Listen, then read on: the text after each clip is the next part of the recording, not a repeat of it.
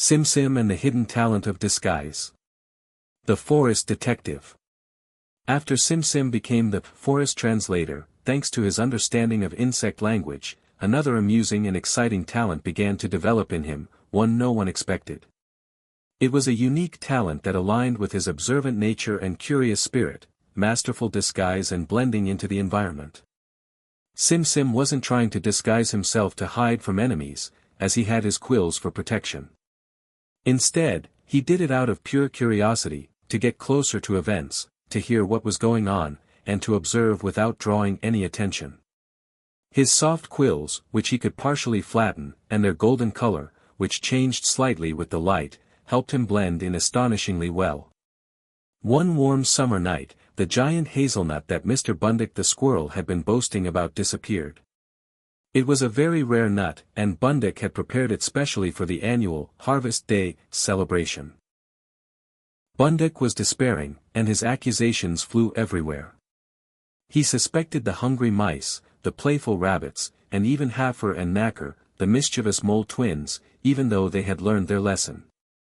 The forest elders found no solution. The nut was too big to disappear without a trace. Simsim decided to use his new talent.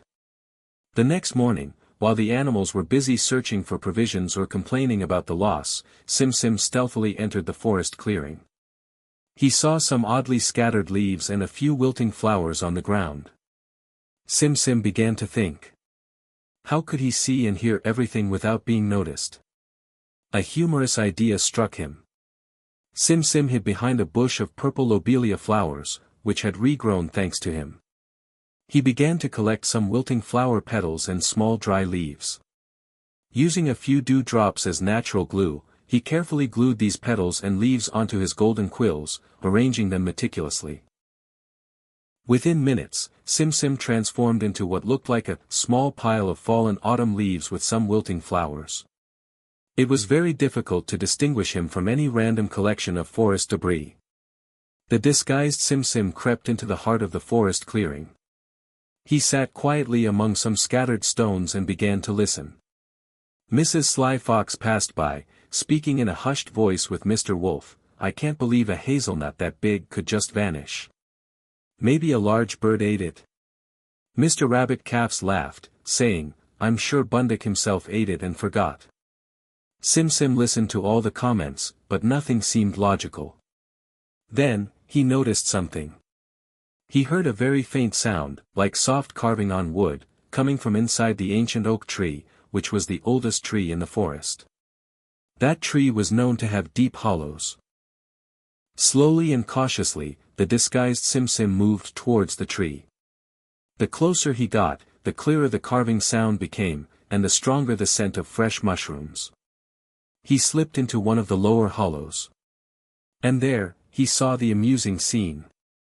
The giant hazelnut hadn't disappeared. Instead, it was inside the tree hollow. And beside it, there were two huge wood beetles, strong and agile, known for their great love of digging and carving.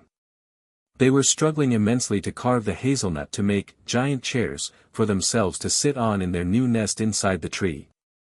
They believed this hazelnut was abandoned and had found it as a gift. When Simsim saw the scene, he couldn't suppress his amused laugh. He emerged from his hiding place in his disguise, then shed some leaves and flowers from his quills. The wood beetles were startled. Simsim said with a smile, "It seems you found a treasure, but this treasure belongs to Mr. Bundick the squirrel." The beetles were extremely embarrassed. They apologized to Bundick, who rushed to the scene after Simsim told him where it was.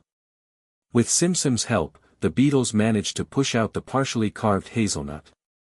Bundick wasn't very angry, he was just happy to have his treasure back and even laughed at the beetles' amusing idea.